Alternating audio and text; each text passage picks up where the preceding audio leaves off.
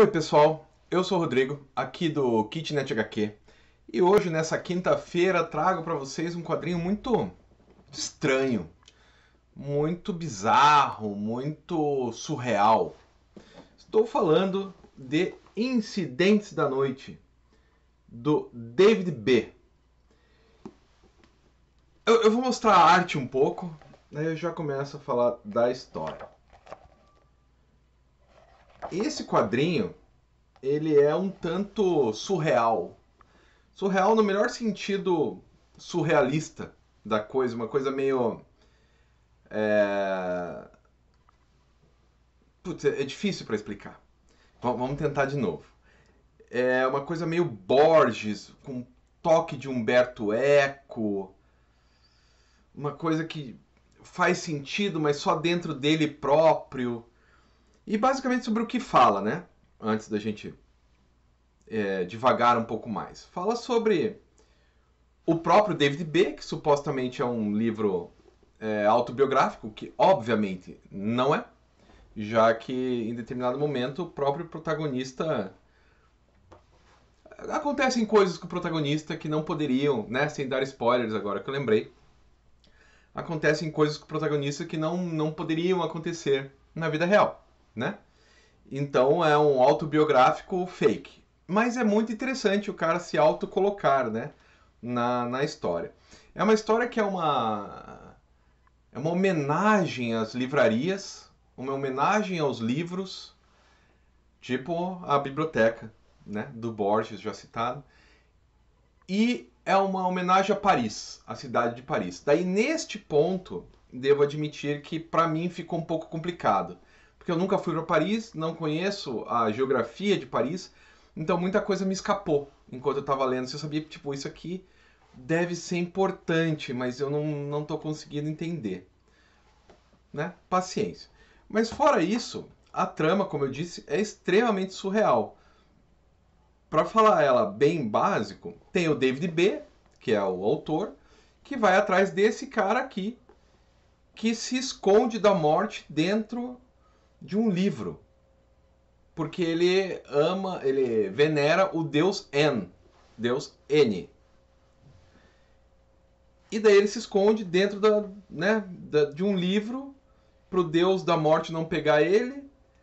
E daí ele remonta, daí o livro vai remontar a história dele. Aí o cara da livraria vai contar pro David B. sobre algumas histórias, né? E como elas se entrelaçam com Paris. Então tem a ver lá com o dilúvio, que ele não chama dilúvio, ele chama de extermínio, né? Daí daqui a pouco tem a ver com Helena de Troia, tem a ver com a própria fundação de Paris, tem a ver com Napoleão. Cara, é uma doideira. É uma doideira mesmo esse livro. É uma doideira, mas ao mesmo tempo que ele é uma doideira, de alguma maneira ele faz sentido.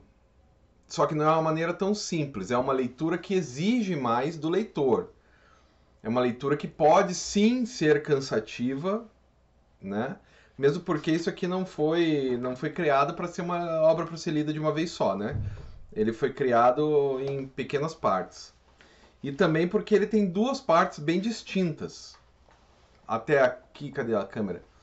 Até aqui, mais ou menos, é um livro, e daí daqui para diante, né? Até aqui tem uma ruptura, e daqui para diante eles vão desvendar essa ruptura. Então, já também tem essa outra questão aí de da forma como o livro se estrutura. Aí lá bem mais para frente o livro começa a ter capítulos. Tanto que uma das personagens até fala: "Nossa, agora temos capítulos?" Então você vê que é uma obra em construção, né?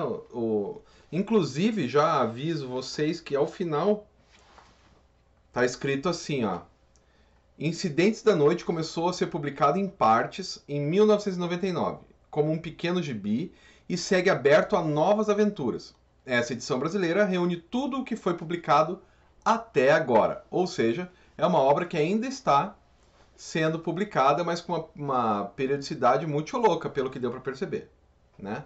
Agora ficou tudo desfocado, vamos tentar dar um foco novamente. E eu vou cortar e já volto.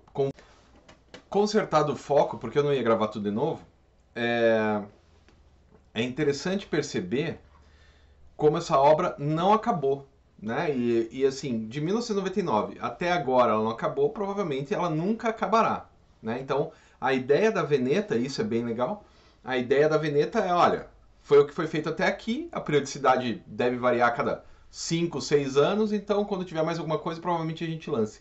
Ou não também. Essa obra também é uma coisa importante, que ela é patrocinada, não sei se é patrocinada ou alguém dá uma força ali da Embaixada da França no Brasil.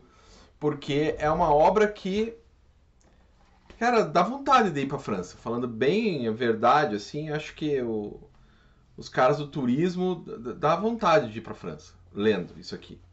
Porque você não consegue, acho eu, que você não consegue entender tudo se você não, não, não pesquisar sobre a França, se você não estiver lá e tal.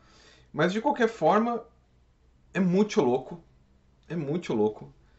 E é muito legal ao mesmo tempo. É assim, difícil para ler, não é uma obra fácil para ler, como aliás várias que a Veneta traz pra gente.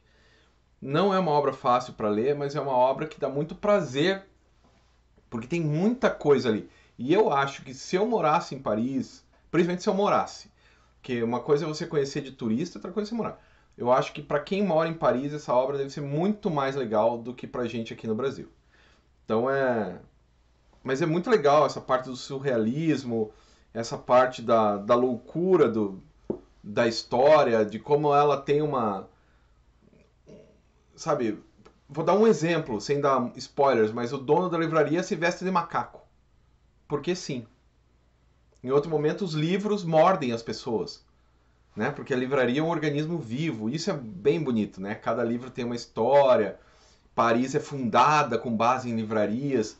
Então, assim, se você gosta de biblioteca, como eu gosto de biblioteca, gosto de livros, é é um livro que é bem bacana de você acompanhar.